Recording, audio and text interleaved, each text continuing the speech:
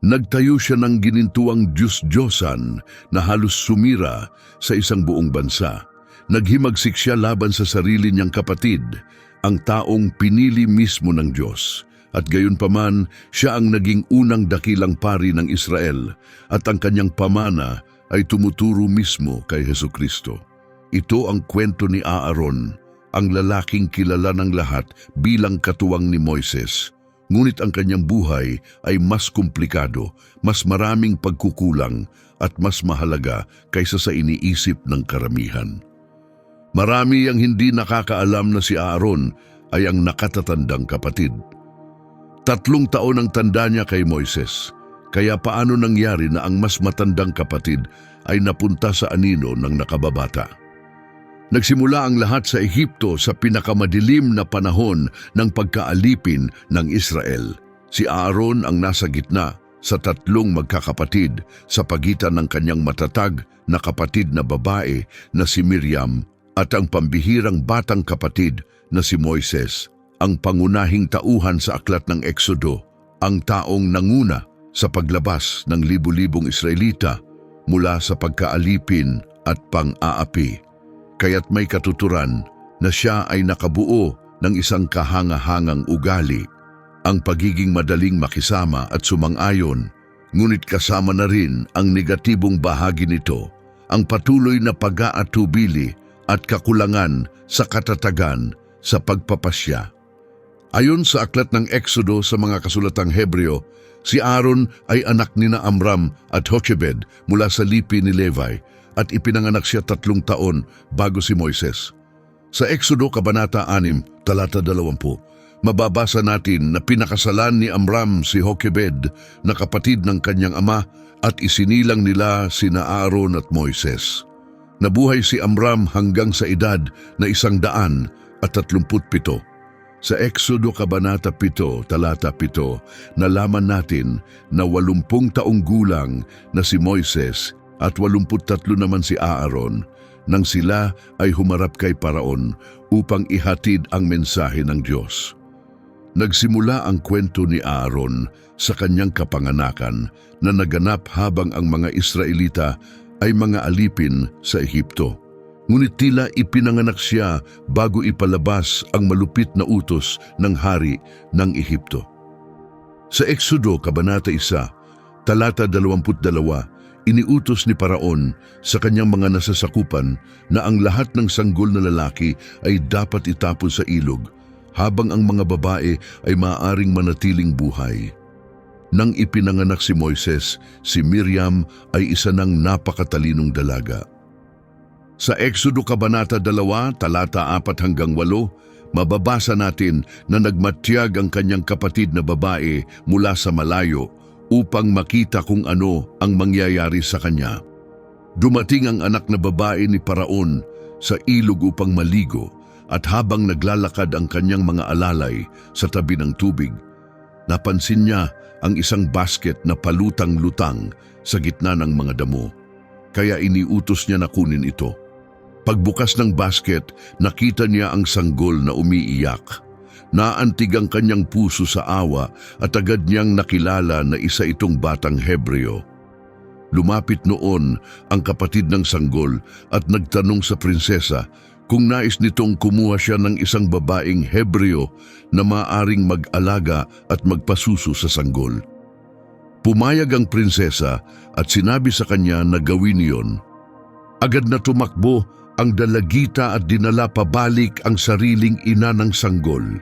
Dahil sa mga pangyayaring ito, mula sa kanyang murang edad ay natagpuan ni Aaron ang sarili sa pagitan ng isang nakababatang kapatid na itinadhanang maging dakila at isang nakatatandang kapatid na babae na matapang at may sariling lakas ng loob at kalaunay magiging kilalang babae rin. Kalaunan, napilitan si Moises na tumakas mula sa Ehipto dahil sa mabigat na kasalanang nagawa niya roon. Lumaki si Aaron at nagpakasal kay Elisheba.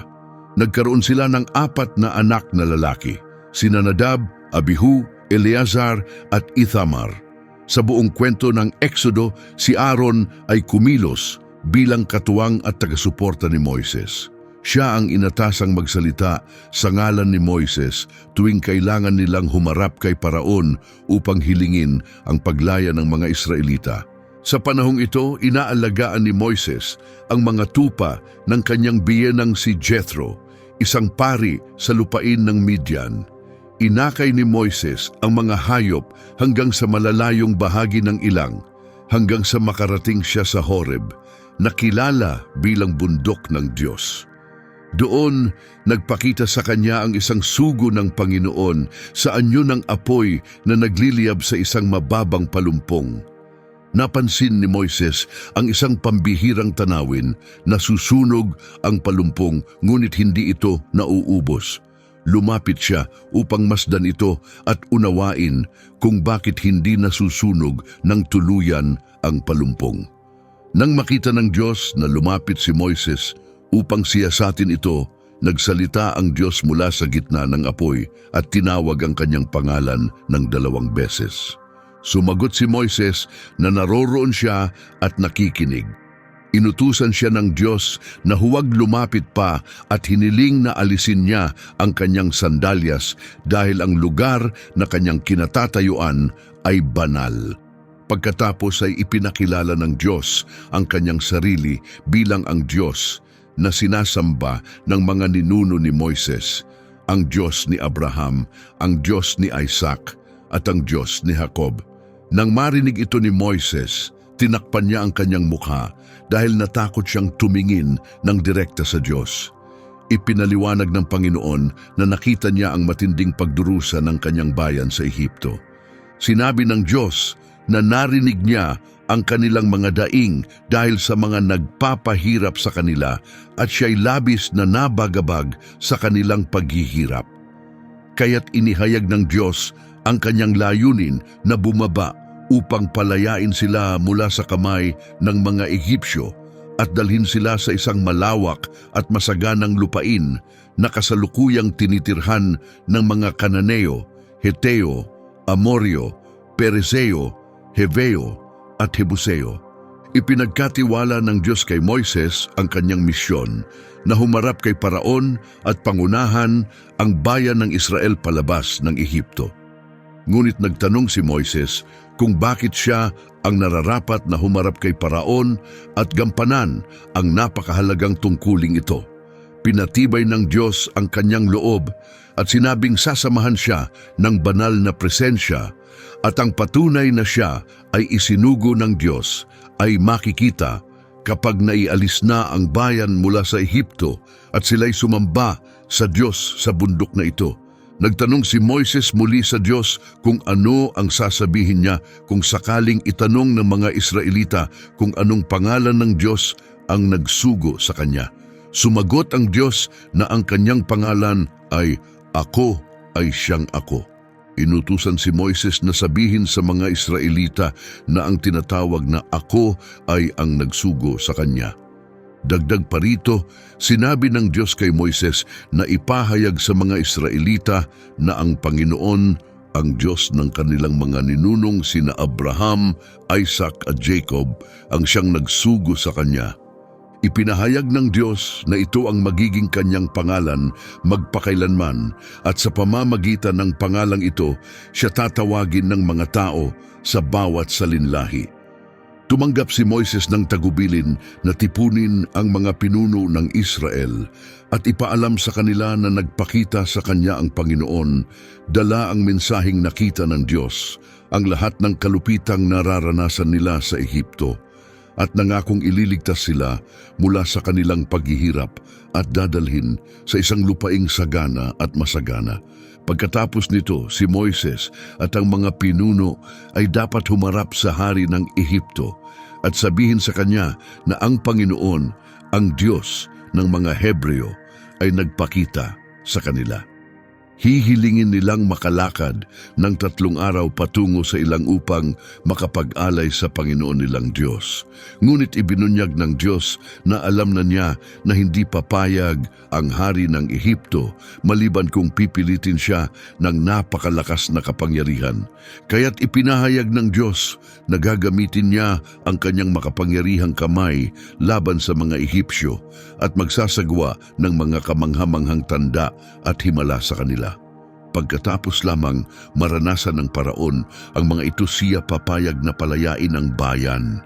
Nangako rin ng Diyos na gagawin niyang mabuti ang loob ng mga Ehipsyo sa mga Israelita upang pag-alis nila, hindi sila aalis na walang dala, kundi may mga mahahalagang ari-arian. Sa Exodo Kabanata 4, talata 1 hanggang 29, nagtanong si Moises kung ano ang kanyang gagawin kung hindi siya paniwalaan ng mga tao o makinig sa kanyang mga salita at sabihing, hindi naman talaga nagpakita sa kanya ang Panginoon. Tinawag siya ng Panginoon at tinanong kung ano ang hawak niya. Sinagot ni Moises na iyon ay isang tungkod. Sinabi ng Diyos na ihagis ito sa lupa. Nang ihulog ni Moises ang tungkod, ito ay naging ahas, kaya't siya ay tumakbo palayo sa takot.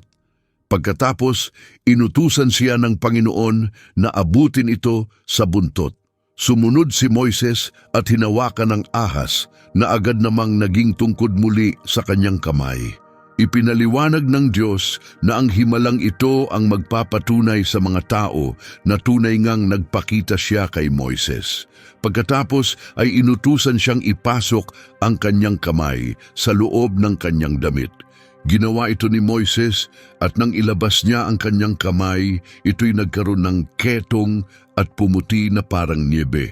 Sinabi ng Diyos na ibalik muli niya ang kanyang kamay sa loob ng kanyang damit.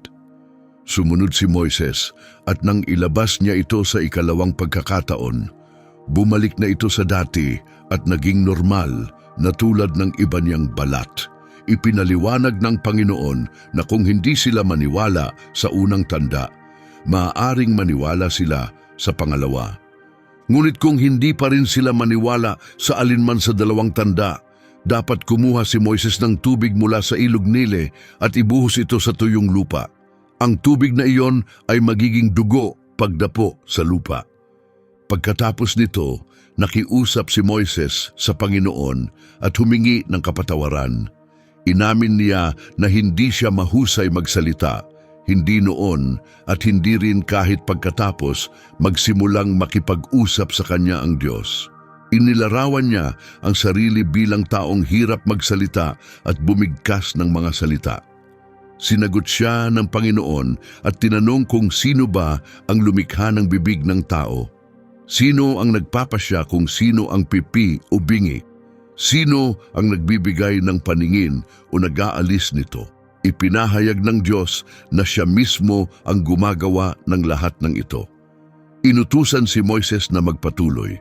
Ipinangako ng Diyos na tutulungan niya si Moises sa kanyang pagsasalita at gagabayan siya kung ano ang eksaktong dapat sabihin. Ngunit nagpatuloy si Moises sa pag-aatubili at nakiusap sa Diyos na magpadala na lamang ng iba. Dahil dito, nag-alab ang galit ng Panginoon laban kay Moises. Itinanong niya kung nasaan ang kanyang kapatid na si Aaron mula sa lipi ni Levi. Pinagtibay ng Diyos na mahusay magsalita si Aaron. Dagdag pa rito, si Aaron ay papalapit na upang salubungin si Moises at matutuwa siyang makita ito. Makikipag-usap si Moises kay Aaron at ibibigay sa kanya ang mga salitang dapat sabihin. Nangako ang Diyos na tutulungan niya ang magkapatid na makapagsalita ng wasto at tuturuan sila sa lahat ng kanilang gagawin. Si Aaron ang magsasalita sa mga tao bilang kinatawan ni Moises, na parang tinig niya, habang si Moises naman ay magiging parang Diyos para kay Aaron. Inutusan din si Moises na dalhin ang tungkod upang ipakita ang mga kamanghamanghang tanda. Matapos ang tagpong ito, bumalik si Moises sa kanyang biyenang si Jethro at humingi ng pahintulot na makabalik sa kanyang mga kamag-anak sa Ehipto upang malaman kung may nabubuhay pa sa kanila. Pinayagan siya ni Jethro at pinagpala sa kanyang paglalakbay. Bago pa ito, sinabi na ng Panginoon kay Moises habang siya ay nasa Midian na maaari na siyang ligtas na bumalik sa Ehipto dahil patay na ang mga taong nagbabalak sa kanyang buhay. Tinipon ni Moises ang kanyang asawa at mga anak, isinakay sa asno at nagsimulang maglakbay pabalik sa Ehipto, dala ang tungkod na ibinigay sa kanya ng Diyos. Ipinaalala ng Panginoon kay Moises na pagdating niya sa Ehipto, dapat niyang ipakita kay Paraon ang lahat ng kamanghamanghang tanda na ipinagkaloob sa kanya ng Diyos. Gayunman, papatigasin ng Diyos ang puso ni Paraon upang hindi niya agad palayain ang bayan. Dapat iparating ni Moises ang mensaheng ito mula sa Panginoon. Ipinahayag ng Diyos na ang Israel ay parang kanyang panganay na anak at inutusan niya si Paraon na palayain ang anak na ito upang makasamba sa kanya. Dahil tatanggihan ito ni Paraon, kukuha ang Diyos ng buhay ng panganay na anak ni Paraon. Habang nasa biyahe sa isang lugar kung saan sila tumigil upang magpahinga, hinarap si Moises ng Panginoon na may layuning kitilin ang kanyang buhay. Ngunit agad na kumuha si Zipporah ng matalim na batong talim, tinuli ang kanilang anak at ipinahid ang balat sa mga paa ni Moises. Sinabi niya na si Moises ay isang asawang tinatakan ng dugo. Pagkatapos ng ginawa niyang ito, umurong ang Panginoon at hindi na tinuloy ang pagkitil kay Moises. Nang sinabi niya ang asawang tinatakan ng dugo, tinutukoy niya ang ritual ng pagtutuli. Inutusan ng Panginoon si Aaron na maglakbay sa ilang upang hanapin si Moises. Sumunod si Aaron at nasalubong si Moises sa banal na bundok at hinalikan siya ng may pagmamahal. Ibinahagi ni Moises kay Aaron ang lahat ng mensaheng ipinag-utos ng Panginoon sa kanya, pati na rin ang mga himalang ipinagagawa ng Diyos. Magkasama nilang tinipon ang mga pinuno ng pamayanang Israelita. Sa Exodo Kabanata 7, talata 1 at 2, ipinaliwanag ng Panginoon kay Moises na ginawa niya si Moises na parang Diyos sa harap ni Paraon, at si Aaron ang magiging tagapagsalita niya. Tatanggapin ni Moises ang lahat ng utos ng Diyos at ipapahayag naman ito ni Aaron kay Paraon bilang kahilingan na palayain ang mga Israelita mula sa kanyang nasasakupan. Sa Exodo Kabanata 16, talata 9, inutusan ni Moises si Aaron na ipahayag sa buong kapulungan ng Israelita na lumapit sila sa Panginoon na nakinig sa kanilang mga hinaing. Sa panahon ng mga salot, nanatili si Aaron bilang katuwang ni Moises, kasama sa pagtanggap ng batikos mula sa bayan at sa paghingi ng lakas sa panalangin, gayon din sa ilang karangalang natamo sa bundok Sinai. Sa Exodo Kabanata 7, talata 18, inilarawan kung paanong mamamatay ang mga isda sa ilog, magkakaroon ng mabahong amoy ang tubig, at mandidiri ang mga Ehipsyo sa pag-inom nito. Sa Exodo Kabanata 8, talata 5, inutusan ng Panginoon si Moises na utusan si Aaron na iunat ang kanyang kamay na may hawak na tungkod sa lahat ng ilog, sapa at lawa upang palitawin ang mga palaka sa buong lupain ng Ehipto. Sa Exodo Kabanata 16, talata 2, iniulat na nagreklamo ang buong pamayanang Israelita kina Moises at Aaron habang sila ay nasa ilang. Sa Exodo Kabanata 16, talata 22, sila ay nagpatirapa at nagtanong sa Diyos kung paparusahan ba niya ang buong kapulungan dahil lamang sa kasalanan ng isang tao. Sa Exodo Kabanata 19, talata 24, iniutos ng Panginoon kay Moises na bumaba at bumalik na kasama si Aaron. Ngunit ang mga pari at karaniwang tao ay mahigpit na ipinagbawal na lumapit sa presensya ng Panginoon kung hindi ay tatamaan sila ng kaparusahan. Sa Exodo Kabanata 24, talata 1, tinawag si Moises na umakyat sa Panginoon kasama sina Aaron, Nadab, Abihu at 70 nakatatanda ng Israel, ngunit dapat silang sumamba mula sa malayo. Magkakasama silang umakyat sa bundok.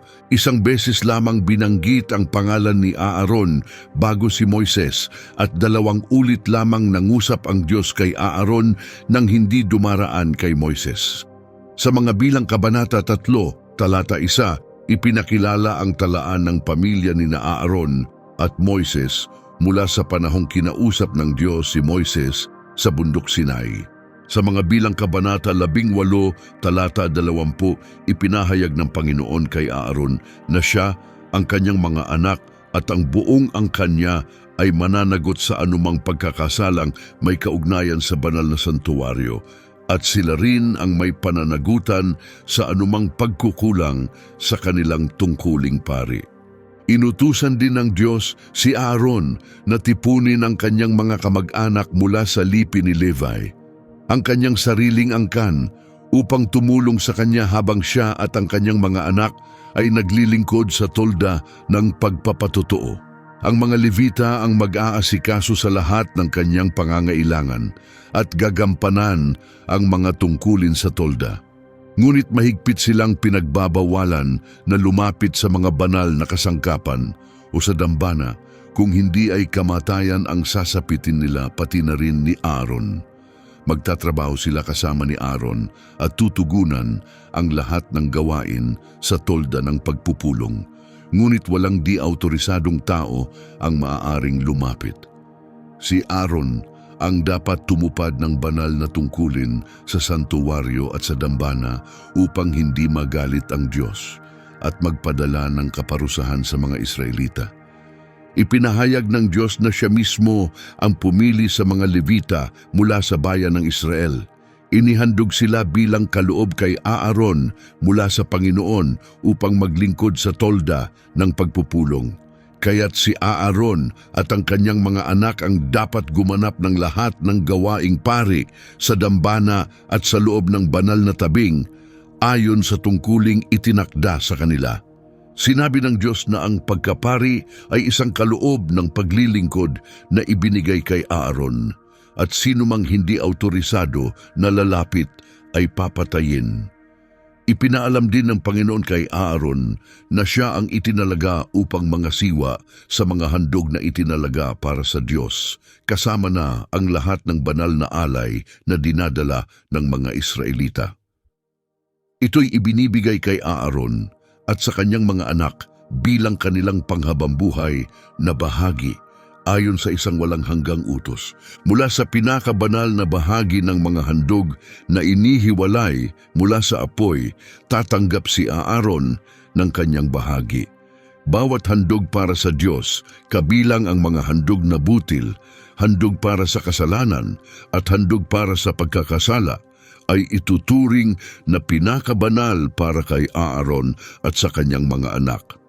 Dapat itong kainin sa pinakabanal na lugar at tanging mga lalaki lamang ang maaaring kumain nito. Ang pagkaing ito ay dapat tratuhing banal. Bukod pa rito, tatanggap si Aaron ng mga handog na iniiaalay ng pag-ugoy na inihahandog ng mga Israelita. Ang mga ito'y ibinibigay kay Aaron sa kanyang mga anak at sa kanyang mga anak na babae bilang kanilang panghabambuhay na bahagi. Anumang miyembro ng pamilya na seremonyal na malinis ay maaaring kumain ng mga handog na ito. Ang pinakamainam na bahagi ng langis ng olibo, bagong ani ng alak at butil, at mga unang bunga na inihahandog sa Panginoon ay lahat para kay Aaron. Ang anumang unang bunga mula sa lupain na inihahandog sa Panginoon ay magiging kanyang pag-aari. Sino mang seremonyal na malinis na tao sa kanyang sambahayan ay maaaring kumain nito. Lahat ng bagay sa Israel na lubos na inihandog sa Diyos ay mapupunta kay Aaron. Ang bawat panganay, tao man o hayop na inihahandog sa Panginoon ay para sa kanya. Ngunit kailangang tubusin ang mga panganay na tao, pati na rin ang mga panganay na hayop na itinuturing na marumi. Ang halaga ng pagtubos para sa isang sanggol na may 1 buwang gulang ay 5 piraso ng pilak batay sa takdang timbangan ng santuwaryo, 20 gera bawat siklo. Ngunit ang mga panganay na baka, tupa o kambing ay hindi maaaring tubusin dahil sila ay banal. Ang kanilang dugo ay dapat iwisik sa dambana at ang kanilang taba ay susunugin bilang isang mabangong handog sa Panginoon.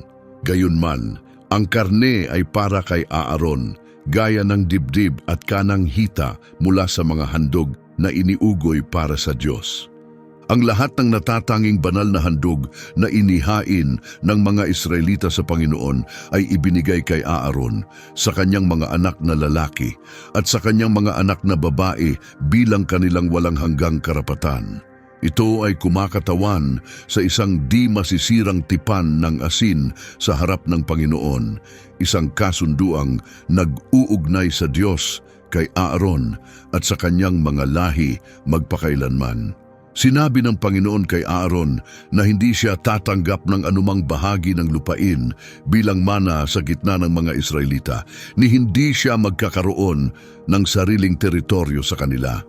Ang Diyos mismo ang magiging bahagi at mana ni Aaron sa gitna ng sambayanan ng Israel. Gayunpaman, kumilos si Aaron nang mag-isa ng hiwalay kay Moises sa 2 pagkakataon at parehong nauwi sa matinding kabiguan. Ang unang pagkakataon ay nang iwan siya ni Moises bilang tagapamahala habang nasa bundok pa si Moises. Ayon sa Exodo Kabanata 24, talata 14, iniutos ni Moises sa matatanda na manatili roon hanggang sa siya at si Josue ay bumalik. Sinabi niya na kasama nila si Aaron at Hur at sinumang may suliranin ay maaaring lumapit sa 2 ito. Sa Exodo Kabanata 32, talata 1 hanggang 25, isinalaysay kung ano ang sumunod na nangyari. Nang mapansin ng mga tao na matagal nang hindi bumababa si Moises mula sa bundok, nilapitan nila si Aaron at hiniling na gumawa siya ng mga Diyos na mangunguna sa kanila. Inireklamo nila na si Moises, ang lalaking naglabas sa kanila mula sa Ehipto, ay nawala at hindi nila alam ang nangyari sa kanya. Inutusan sila ni Aaron na alisin ang mga hikaw na ginto mula sa kanilang mga asawa, anak na lalaki at anak na babae at ibigay ang mga ito sa kanya. Sumunod ang mga tao at tinipon ang lahat ng gintong hikaw at inabot kay Aaron. Tinanggap ni Aaron ang ginto, gumamit ng mga kasangkapan upang hubugin ito at nilikha ang isang rebultong guya. Pagkatapos ay ipinahayag ng mga tao na ito ang kanilang Diyos na naglabas sa kanila mula sa Ehipto. Nang makita ni Aaron ang kanilang kasiyahan, nagtayo siya ng dambana sa harap ng Diyos-Diyosan. Ipinahayag niya na sa susunod na araw ay magkakaroon ng pagdiriwang para sa Panginoon. Kinaumagahan, maaga silang bumangon at naghandog ng mga sinusunog na alay at mga handog ng kapayapaan sa dambana. Pagkatapos nito, sila'y kumain, uminom at nagdiwang ng labis.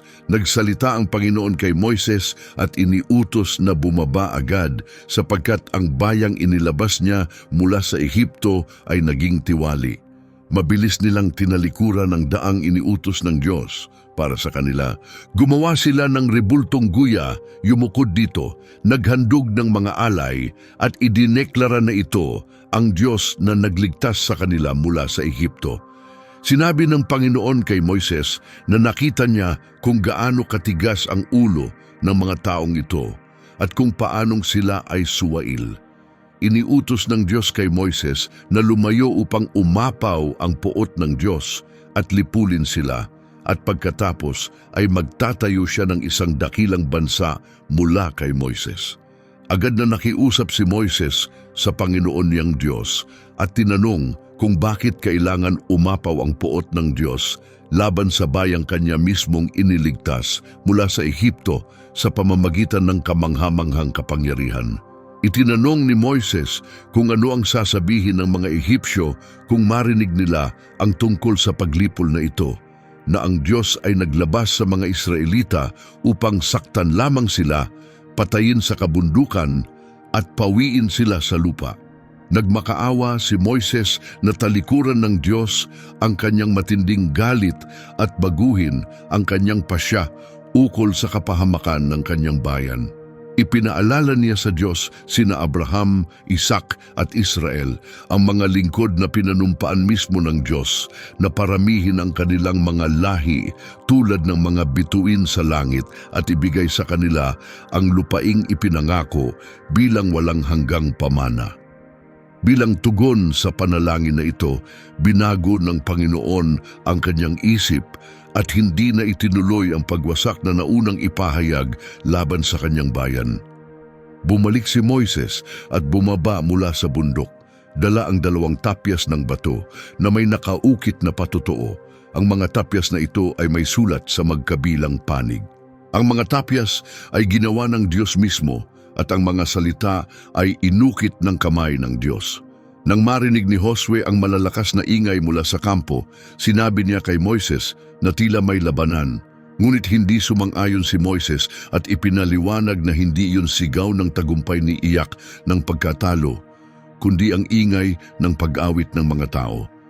Nang lumapit na si Moises sa kampo at nakita ang gintong guya at ang mga taong sumasayaw sa paligid nito, nag-alab ang kanyang galit. Inihagis niya ang mga tapyas at nabasag ang mga ito sa paanan ng bundok. Pagkatapos, kinuha niya ang guya na ginawa ng mga tao, sinunog ito, dinurog hanggang sa maging pulbos, isinabog sa tubig at ipinainom sa mga Israelita.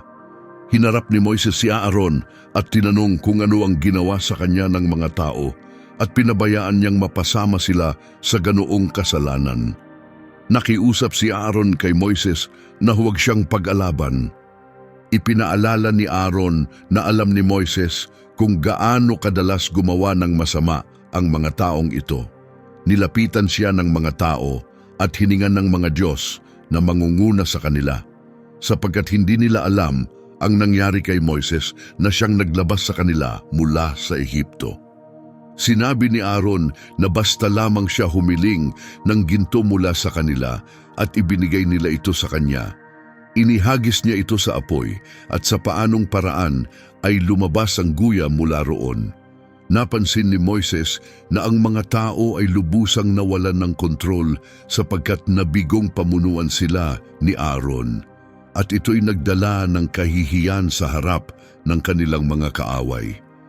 Pinalala ni Aaron ang puot ng Panginoon sa kanyang ginawa at tanging ang pamamagitan ng kanyang kapatid ang nagligtas sa kanya mula sa kapahamakan.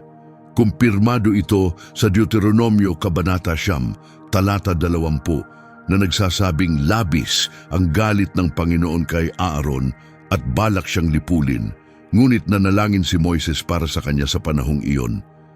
Ang pangalawang malaking kabiguan ay nang sumali si Aaron sa isang padalos-dalos na pag-aaklas ng pamilya laban kay Moises, iginiit na pareho silang may karapatang kilalanin bilang mga kasangkapan ng pahayag mula sa Diyos. Sa mga bilang kabanata 12, isinasaad kung paano pinuna nina Miriam at Aaron si Moises dahil sa babaeng Etiope na kanyang pinakasalan. Nagtanong sila kung si Moises lamang ba ang kinakausap ng Panginoon at binanggit na nagsalita rin ng Diyos sa pamamagitan nila. Narinig ng Panginoon ang kanilang mga reklamo. Ayon sa kasulatan, si Moises ay isang taong lubos na mapagpakumbaba, higit sa sino mang nabubuhay sa lupa sa panahong iyon. Walang babala, tinawag ng Panginoon sina Moises, Aaron at Miriam at iniutos na lumapit silang tatlo sa tolda ng pagpupulong. Sumunod ang magkakapatid at lumapit. Bumaba ang Panginoon sa isang haliging ulap at tumayo sa pasukan ng tolda at tinawag sina Aaron at Miriam na lumapit. Nagsalita ang Diyos at iniutos sa kanila na makinig ng mabuti. Sinabi ng Diyos na kung may propeta sa kanilang kalagitnaan, siya ay magpapakilala sa pamamagitan ng mga pangitain at makikipag-ugnayan sa panaginip.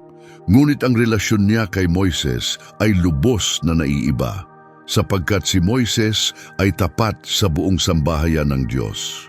Nakikipag-usap ang Diyos kay Moises ng tuwiran, harap-harapan, gamit ang malinaw na pananalita at hindi sa mga palaisipan. Maging ang anyo ng Panginoon ay ipinakita kay Moises. Nagtanong ang Diyos kung bakit hindi sila natakot na magsalita laban sa kanyang lingkod na si Moises. Nag-alab ang galit ng Panginoon sa kanila bago siya lumisan. Nang umangat ang ulap mula sa ibabaw ng tolda, biglang tinamaan si Miriam ng ketong at ang kanyang balat ay pumuti na parang niebe. Nang makita ni Aaron ang kanyang kapatid, napansin niyang siya'y may malubhang karamdaman. Agad na lumapit si Aaron kay Moises at nakiusap na huwag ituring ang kanilang kasalanan bilang mabigat at inamin nilang sila'y naging hangal at nagkamali ng malaki. Nakiusap siyang huwag hayaang si Miriam ay manatiling tulad ng isang sanggol na patay na ipinanganak na ang katawan ay bahagi ng nabubulok. Sumigaw si Moises sa Panginoon, nagmamakaawang pagalingin si Miriam. Tumugon ang Panginoon na kung ang kanyang sariling ama ay dumura sa kanyang mukha bilang tanda ng kahihiyan, siya'y kailangang mapahiya ng 7 araw. Kaya't kailangang ihiwalay si Miriam sa labas ng kampo ng 7 araw at pagkatapos ay maaari na siyang tanggapin muli. Nanatiling hiwalay si Miriam sa loob ng 7 araw at hindi gumalaw ang mga Israelita sa kanilang paglalakbay hanggang sa siya'y makabalik. Pagkatapos nito, umalis ang bayan mula sa Hazerot at nagtayo ng kampo sa ilang ng Paran. Malinaw na si Miriam ang pangunahing nagsimula ng paghihimagsik na ito at ang pagbanggit kay Zipporah bilang isang babaeng Kushita ay nagpapahiwatig ng posibleng tensyon sa pagitan ng magkabilang panig bilang isa sa mga dahilan. Tulad ng karaniwang nangyayari sa mga taong kulang sa paninindigan, si Aaron na madaling maimpluwensyahan ay nadala ng galit ng iba at nagtanggol sa maling usapin. Gaya ng madalas niyang gawin, napasama siya sa padalos-dalos na damdamin ng iba at sa huli nawala sa kanya ang pagkakataong makapasok sa Kanaan. Dumating ang buong pamayan ng Israelita sa ilang ng Zin sa unang buwan at sila'y nanirahan sa Kadesh. Doon namatay si Miriam at inilibing. Nagkaroon ng kakulangan sa tubig kaya't nagkaisa ang bayan laban kina Moises at Aaron. Nakipagtalo sila kay Moises, ipinahayag ang kanilang mga reklamo. Sinabi nilang mas mabuti pa raw na namatay na sila kasama ng mga kapatid nilang namatay sa harap ng Panginoon. Inakusahan nila sina Moises at Aaron na dinala ang kapulungan ng Panginoon sa disyertong ito upang mamatay ang mga tao at mga hayop. Nireklamo nila na inalis sila sa Ehipto para lang mapunta sa lugar na ito na walang trigo, igos, ubas o granada at wala pang inuming tubig. Umalis sina Moises at Aaron mula sa galit na karamihan at nagtungo sa pasukan ng tolda ng pagpupulong at sila'y nagpatira pa sa lupa. Sa sandaling iyon, nagpakita sa kanila ang kaluwalhatian ng Panginoon.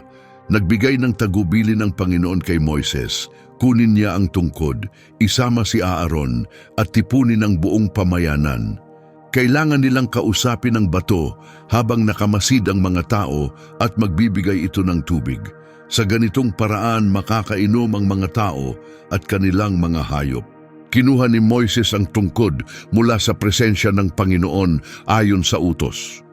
Tinipon nina Moises at Aaron ang buong kapulungan sa harap ng bato at kinausap sila ni Moises ng may katigasan ng loob, tinawag silang mga suwail.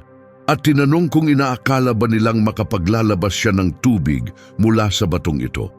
Itinaas ni Moises ang kanyang braso at 2 beses hinampas ang bato gamit ang tungkod. Bumukal ang tubig ng sagana at uminom ang buong bayan at ang kanilang mga hayop. Pagkatapos nito, nagsalita ang Panginoon kina Moises at Aaron. Ipinahayag na dahil hindi sila nagtiwala sa kanya at nabigong kilalanin siyang banal sa harap ng mga Israelita, hindi nila pamumunuan ang bayang ito papasok sa lupang pangako. Tinawag ang lugar na ito na tubig ng Meriba, dahil doon nakipagtalo ang mga Israelita sa Panginoon. At sa pamamagitan ng mga pangyayaring iyon, ipinakita ng Diyos ang kanyang kabanalan sa kanila. Namatay si Aaron sa bundok Hor at inalala ang kanyang pagpanaw sa pamamagitan ng isang buwang pambansang pagluluksa. Naglakbay ang buong Israelita mula sa Kadesh at dumating sa bundok Hor. Nagsalita ang Panginoon kina Moises at Aaron sa bundok Hor na nasa hangganan ng lupain ng Edom. Ipinahayag ng Diyos na malapit nang mamatay si Aaron sapagkat hindi siya pinahihintulutang makapasok sa lupang ipinangako sa mga Israelita. Ito ang kabayaran ng kanilang pagsuway sa tubig ng Meriba. Inutusan si Moises na isama si Aaron at ang anak nitong si Eleazar paakyat sa bundok Hor. Hubarin ang kasuotan ng pagkapari kay Aaron at ipasuot ito kay Eleazar. Doon mamamatay si Aaron at mapapabilang na sa kanyang mga ninuno. Isinagawa ni Moises ang lahat ayon sa utos ng Panginoon. Umakyat ang 3 lalaki sa bundok habang pinanonood sila ng buong bayan mula sa ibaba. Hinubad ni Moises ang kasuotang pangpari mula kay Aaron at isinuot ito kay Eleazar. Namatay si Aaron doon mismo sa tuktok ng bundok. Pagkatapos ay bumaba sina Moises at Eleazar mula sa bundok. Nang mapagtanto ng buong pamayanan na patay na si Aaron, nagluksa ang bawat sambahayan sa buong Israel sa loob ng 30 araw. Tungkol sa tungkulin ni Aaron bilang pari, inilarawan siya ng buong kasulatan sa isang positibong liwanag. Inilarawan siya ng aklat ng mga awit bilang isang pastol, isang pari, isang taong pinili, banal at pinahiran ng Diyos. Sa awit kabanata 77, talata 20, sinabi na pinatnubayan ng Diyos ang kanyang bayan na parang kawan ng mga tupa sa pamamagitan ni Moises at Aaron. Sa awit kabanata 79, talata 6, binanggit na sina Moises at Aaron ay kabilang sa mga pari ng Diyos kasama si Samuel na tumawag din sa pangalan ng Panginoon. Nang sila'y dumaing sa Panginoon, sinagot niya ang kanilang mga panalangin. Sa awit kabanata 105, talata 26, tiniyak na isinugo ng Diyos si Moises bilang kanyang lingkod at si Aaron na kanyang pinili para sa layuning ito. Ang awit kabanata 106, talata 1 ay nag-uudyok ng papuri sa Panginoon, hinikayat ang pasasalamat sapagkat siya ay mabuti at ang kanyang tapat na pag-ibig ay magpakailanman. Sa awit kabanata 133, talata 2, inihalintulad ang pagkakaisa sa mamahaling langis ng pagpapahid na ibinuhos sa ulo ni Aaron, bumaba sa kanyang balbas at umagos hanggang sa laylayan ng kanyang kasuotan. Sa Bagong Tipan, sa Aklat ng Hebreo, ang papel ni Aaron bilang mataas na pari ay ipinakita bilang isang anino o paunang larawan ng tunay at ganap na dakilang pari, si Hesukristo. Sa Hebreo Kabanata 2, talata 17 at 18, ipinaliwanag na kinailangang maging lubos na tao si Jesus, katulad ng kanyang mga kapatid, upang siya'y maging mahabagin at mapagkakatiwala ang dakilang pari sa harap ng Diyos. Nagbibigay ng pagtubos para sa mga kasalanan ng sangkatauhan. Dahil naranasan mismo ni Jesus ang pagdurusa at tukso, kaya niyang tulungan ang mga dumaranas ng kaparehong pagsubok. Sa Hebreo Kabanata 4, talata 14 hanggang 16, pinaalalahanan ang mga mananampalataya na mayroon silang isang dakilang pari na pumasok sa langit mismo, si Jesus, ang anak ng Diyos. Kaya't dapat silang manatiling matatag sa pananampalataya. Ang dakilang pari na ito ay hindi isang taong walang malasakit sa kahinaan ng tao, kundi nakaranas din ng bawat uri ng tukso na hinaharap ng tao, subalit hindi kailanman nagkasala. Dahil dito, hinihikayat ang mga mananampalataya na lumapit ng may kapanatagan sa trono ng biyaya ng Diyos upang tumanggap ng awa at makatagpo ng tulong sa panahon ng pangangailangan. Sa Hebreo Kabanata 5, talata 1 hanggang 4, ipinaliwanag na ang bawat dakilang pari ay pinipili mula sa mga karaniwang tao at itinalaga upang kumatawan sa kanila sa mga bagay na may kinalaman sa Diyos, kabilang ang pag-aalay ng mga kaloob at mga handog para sa mga kasalanan. Ang ganitong pari ay maaaring magpakita ng pagtitimpi sa mga taong hindi nakauunawa at lumilihis ng landas sapagkat siya rin ay dumaranas ng parehong kahinaan. Dahil dito, kailangan ng pari na maghandog hindi lamang para sa mga kasalanan ng mga tao, kundi pati na rin para sa kanyang sarili.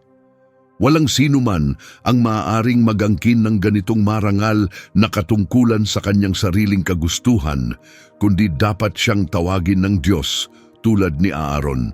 Ipinapakita nito ang kahangahangang karangalan at layunin kung paanong itinaas ng Diyos ang taong ito. Hindi umaasa ang Diyos sa kakayahan ng tao, kundi itinatampok niya ang mga tao sa kabila ng kanilang kahinaan sa pamamagitan ng kanyang saganang biyaya. Sa Levitico Kabanata 10, talata 10, ipinakita ang tungkulin ng pagkapari sa lumang tipan bilang may moral at katuroang aspeto. Iniutos doon na ang mga pari ay dapat makapagturo ng malinaw na pagkakaiba sa pagitan ng banal at karaniwan at sa pagitan ng marumi at malinis ayon sa ritual. Unahin ang tungkulin ng pagtuturo, ang pari ay tagapag-ingat ng banal na kaalaman at nagbibigay ng gabay sa mga tao ayon sa katotohanang ipinahayag ng Diyos.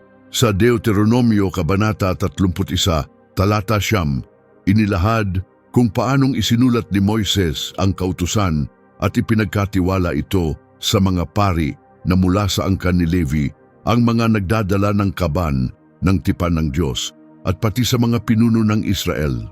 Sa Malakias Kabanata 2, talata 4 hanggang 7, ipinahayag ng Diyos na ang utos na ito ay nagpapatibay ng kanyang tipan sa lipi ni Levi. Ang kasunduan ng Diyos kay Levi ay nangangakong magbibigay ng buhay at kapayapaan. Ipinagkaloob ng Diyos ang mga pagpapalang ito upang ipakita ni Levi ang tamang paggalang at sa katunayan, siya'y namuhay ng may paggalang at takot sa pangalan ng Diyos. Ang katotohanang aral ay lumabas sa kanyang bibig at walang pandaraya sa kanyang pananalita. Siya'y namuhay ng may pagkakasundo at katuwiran sa Diyos, at maraming tao ang kanyang inilayo sa kasalanan. Ang labi ng isang pari ay dapat mag-imbak ng karunungan at pangunawa, at ang mga tao ay dapat lumapit sa kanya upang matuto ng mga daan ng Diyos, sapagkat siya'y kumakatawan sa Panginoon ng mga hukbo sa langit. Sa mga bilang Kabanata 25, talata 12 at 13, ipinahayag ng Diyos ang kanyang pangakong magtatag ng tipan ng kapayapaan. Ang tipang ito ay ipagkakaloob sa pari at sa kanyang mga salinlahi pagkatapos niya bilang isang walang hanggang pagkapari. Ibinigay ang karangalang ito sapagkat ipinakita niya ang masidhing debosyon sa kanyang Diyos at naghatid ng pagkakasundo para sa bayan ng Israel. Gayunpaman, ang pangunahing tungkulin ng buhay ng isang pari ay nakatuon sa pagharap sa moral na pagkakasala ng bayan at pag-akay sa kanila sa pamamagitan ng itinakdang sistema ng paghahandog tungo sa pagtanggap ng Diyos, pagkakasundo at kapatawaran. Sa Levitico Kabanata 1, talata 3, itinatakda na kung may taong nais maghandog ng sinusunog na alay sa Panginoon, dapat siyang magdala ng lalaking hayop na walang kapintasan. Ang handog na ito ay kailangang dalhin ng kusang loob sa pasukan ng tolda ng pagpupulong sa harapan ng Panginoon. Sa Levitico Kabanata 1, Talata 4, ang tao ay kailangang ipatong ang kanyang kamay sa ulo ng handog na sinusunog at sa pamamagitan ng gawaing ito, tatanggapin ang alay sa kanyang kapakanan upang siya'y magkaroon ng pagkakasundo. Sa Levitico Kabanata 4, Talata 31, itinatakda na ang lahat ng taba ay kailangang alisin gaya ng sa mga handog ng kapayapaan at susunugin ng pari ang taba sa dambana na magbubunga ng amoy na kaaya-aya sa Panginoon. Sa ganitong paraan, makakamit ng pari ang kapatawaran para sa individual at mabubura ang kanyang kasalanan. Ang pangunahing kahulugan ng pagtubos ay may kinalaman sa pagtakip, hindi lamang sa pagtatago ng bagay, kundi sa pagbabayad na ganap na tumutugon at umaalis sa pagkakautang.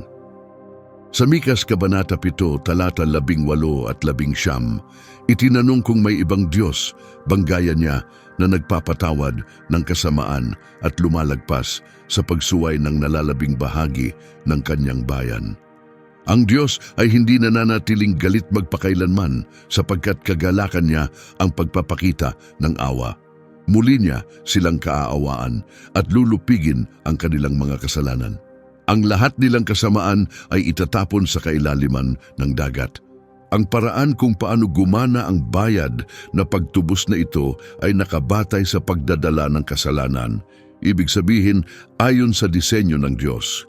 Ang kasalanan at mga bunga nito ay inilipat mula sa taong may sala patungo sa inosenteng kahalili. At ang inosente ang tumanggap ng parusang kamatayan na nararapat sa may sala. Ang kilos ng sumasamba na paglalagay ng kamay sa ulo ng hayop ay isang mahalagang bahagi sa bawat paghahandog. Habang sumusulong ang aklat ng Levitico, ipinapakita ng ritual na ito ang pagpili ng kahalili at ang paglilipat ng personal na kasalanan ng sumasamba sa hayop na ito. Sa Levitico Kabanata 3, Talata 2, inuutusan ng sumasamba na ipatong ang kamay sa ulo ng handog bago ito patayin sa pasukan ng tolda ng pagpupulong, at pagkatapos ay iwisik ng mga paring mula sa lahi ni Aaron ang dugo sa paligid ng dambana. Sa Levitico Kabanata 3, Talata 13, inuulit ang parehong utos, ang paglalagay ng kamay sa ulo ng hayop bago ito patayin, at ang dugo ay iwiniwisik ng mga anak ni Aaron sa paligid ng dambana.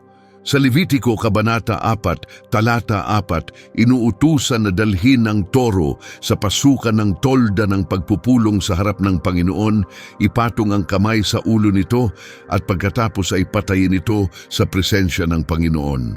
Sa Levitico Kabanata 4, Talata 15, inilarawan kung paano dapat ipatong ng mga pinuno ng sambayanan ang kanilang mga kamay sa ulo ng toro sa harap ng Panginoon bago ito patayin. Sa Levitico Kabanata 4, Talata 25, sinasabi na kukuha ang pari ng dugo mula sa handog para sa kasalanan gamit ang kanyang daliri. Ipapahid ito sa mga sulok ng dambanang sinusunugan ng handog at ibubuhos ang natitirang dugo sa paanan ng dambana.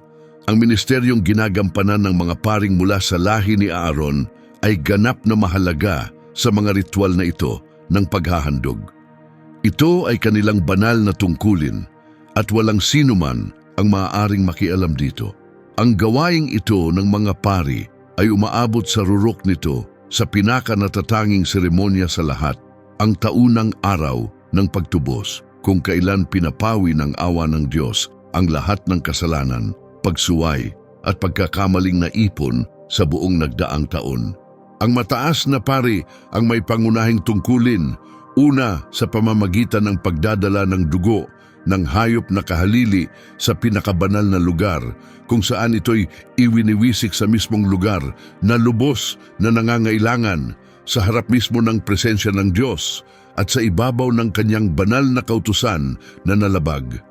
Sa Levitiko Kabanata 16, talata 11 hanggang 17, inilarawan ng detalyado ang seremonyang ito. Dadalhin ni Aaron ang turong handog para sa kanyang sariling kasalanan, maghahandog para sa kanyang sarili at sa kanyang pamilya, at patayin ang toro bilang kanyang personal na handog. Pagkatapos, pupunuin niya ang isang sisidlan ng nagbabagang baga mula sa dambana ng Panginoon, kasama ang 2 dakot ng mabangong insensong pinulbos, at dadalhin ang lahat ng ito sa kabila ng banal na tabing. Ilalagay niya ang insenso sa apoy sa harap ng Panginoon upang ang ulap nito'y tumakip sa luklukan ng awa sa ibabaw ng patutuo upang hindi siya mamatay. Kukuha siya ng kaunting dugo ng toro at iwisik ito ng kanyang daliri sa silangang bahagi ng luklukan ng awa. Pagkatapos ay 7 beses sa harap nito. Susunod, papatayin niya ang kambing na handog para sa kasalanan ng buong bayan. Dadalhin ang dugo nito sa kabila ng tabing at uulitin ang ritual ng pagwiwisik gaya ng ginawa niya sa dugo ng toro, sa ibabaw at sa harapan ng luklukan ng awa. Sa pamamagitan ng seremonyang ito, lilinisin niya ang banal na lugar mula sa karumihang dulot ng kasalanan, pagsuway at lahat ng pagkakasala ng mga Israelita. Ginagawa rin ang parehong paglilinis para sa tolda ng pagpupulong na nakatayo sa gitna ng bayan sa kabila ng kanilang karumihan. Walang ibang tao ang maaaring pumasok sa tolda ng pagpupulong mula sa sandaling pumasok ang mataas na pari upang magtubos hanggang sa siya'y lumabas. Matapos ang pagtubos para sa kanyang sarili, sa kanyang sambahayan at sa buong sambayan ng Israelita. Gayunpaman, may layunin ding pang-edukasyon ang pagkapari at kailangang makita at maunawaan ng mga tao sa harap ng publiko ang naganap na seremonyang ginawa ng pari ng lihim. Para sa layuning ito, itinakda ng Diyos ang seremonya ng kambing na pinagtapatan ng kasalanan, ang scapegoat, kung saan isinasagawa ni Aaron ang pagpatong ng kamay. Binibigkas ang buong kasaysayan ng kasalanan at simbolikong inililipat ang lahat ng ito sa ulo ng kambing habang nakamasid ang buong bayan. Sa pamamagitan ng ritual na ito, dadalhin ng kambing ang lahat ng kasalanan palayo. Sa Levitiko Kabanata 16, talata 20 hanggang 22, inilarawan ang seremonyang ito. Pagkatapos ng paglilinis ng banal na lugar, ng tolda ng pagpupulong at ng dambana, ihaharap ang buhay na kambing. Ipapapatong ni Aaron ang 2 kamay niya sa ulo ng buhay na kambing at malakas na sasambitin ang lahat ng kasalanan ng mga Israelita, lahat ng kanilang mga pagsuway at iba't ibang pagkakasala, at simbolikong ililipat ang mga ito sa ulo ng kambing. Pagkatapos, ang kambing ay ilalayo patungo sa ilang na walang naninirahan sa pamamagitan ng isang lalaking naitalaga para sa tungkuling ito. Dadalhin ng kambing sa kanyang sarili ang lahat ng kasalanan ng bayan habang ito ay inihahatid sa disyertong lugar, kung saan ito ay palalayain. Ito ang pinakabanal at pinakamakabuluhang tagpo ng pananaw ni Aaron, sapagkat dito niya isinalarawan ang isang darating na taong magpapakasakit dahil sa mga kasalanan ng kanyang bayan at papasan ng sala ng napakaraming tao. Ang hinaharap na taong ito ay ihahandog ang kanyang sarili sa Diyos bilang isang ganap at walang kapintasang alay sa pamamagitan ng kapangyarihan ng walang hanggang espiritu, na siya ring magiging pari at handog para sa kasalanan, epektibo magpakailanman. Sa Isaias Kabanata 53, talata 8, inilarawan ng ipinangakong tagapagligtas. Siya'y dinakip at inalis mula sa kulungan at sa paglilitis. Sino ang makaiisip ng magiging lahi niya? Inalis siya sa mga buhay at ang parusang natanggap niya ay para sa mga pagsuway ng bayan ng Diyos. Sa Isaias Kabanata 53, talata 12, ipinagpapatuloy ang propesya. Dahil dito, pagkakalooban siya ng bahagi kasama ng mga dakila at hahatiin niya ang gantimpala ng tagumpay kasama ng makapangyarihan. Tatanggapin niya ang karangalang ito sapagkat buong loob niyang isinuko ang kanyang buhay sa kamatayan. Hinayaang siya'y ituring na isa sa mga kriminal, pinasaan ang kasalanan ng napakarami at nanindigan bilang tagapamagitan para sa mga nagkasala. Sa Hebreo Kabanata 9, talata 14, may makapangyarihang tanong, kung may bisa ang mga paghahandog ng hayop, gaano pa kaya ang bisa ng dugo ni Kristo? Inihandog niya ang kanyang sarili sa Diyos bilang perpektong alay, walang anumang dungis o kapintasan sa pamamagitan ng walang hanggang espiritu. Ang kanyang alay ay may kapangyarihang linisin ang ating budhi mula sa mga walang kabuluhang ritual at hungkag na gawang panrelihiyon upang tunay tayong makapaglilingkod sa Diyos na buhay at kumikilos.